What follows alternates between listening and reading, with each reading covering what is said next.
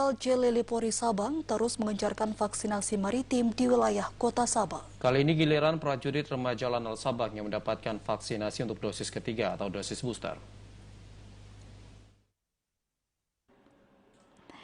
Komandan Lanal Sabang Kolonel Laut Pelaut Ardi Sunario menyampaikan, kegiatan vaksinasi ini menindaklanjuti perintah Panglima TNI kepada Satkowil jajaran TNI agar melaksanakan vaksinasi COVID-19 kepada masyarakat di wilayah kerjanya masing-masing.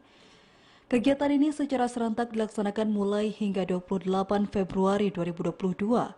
Hal ini selaras dengan perintah harian Kepala Staf Angkatan Laut Kasal Laksamana TNI Yudo Margono untuk menjadi contoh dan teladan dalam mendukung upaya percepatan penanganan wabah COVID-19 serta cepat beradaptasi terhadap tatanan kehidupan normal baru di lingkungan TNI AL.